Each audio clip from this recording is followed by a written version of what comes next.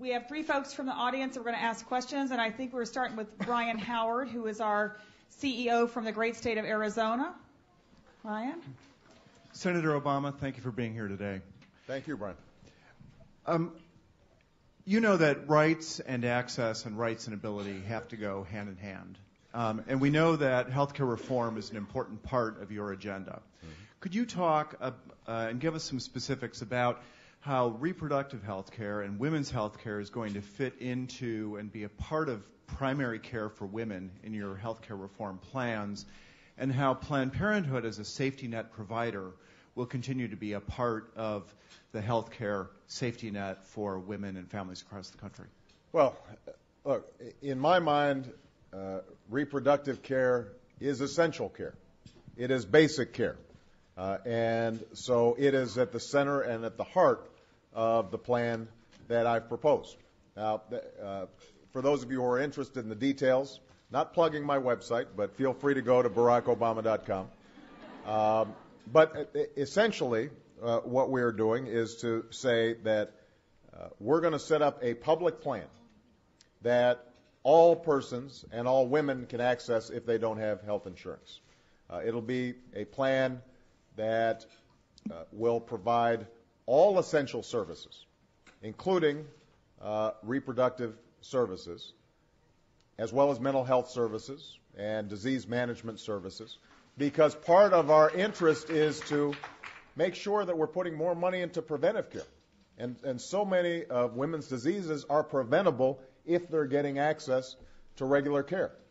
So we subsidize women who don't have health insurance or can't afford low group rates. We also will subsidize those who prefer to stay in the private insurance market, except the insurers are going to have to abide by the same rules in terms of providing comprehensive care, including reproductive care and mental care services, and they won't be able to keep people out as a consequence of pre-existing conditions.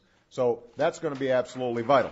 Now, I know I'm limited on time, but I just want to expand on the second part of your question, which is the role that organizations like Planned Parenthood play. Obviously, my hope under a universal health care system is that everybody's got access to basic care and we have less of a patchwork quilt of services. That I still believe that it is important for organizations like Planned Parenthood to be part of that system, because many young women, for example, may be much more comfortable when they're in college or universities or other places going to Planned Parenthood clinics and services to get contraception, for example. So my hope is that we still have nonprofit participation under my plan.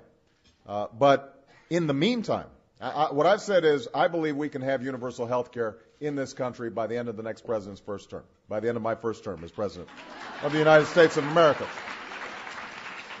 But that's 5 years away. And in the interim, there are just some basic things we can do. The notion that since the Deficit Reduction Act, that we have seen Congress essentially make it much more difficult by drastically increasing prices for women to have access to the basic services they need, make absolutely no sense. And that's something that we can change right here and right now in Congress. And that's something that I'm going to be fighting to make sure happens. Okay?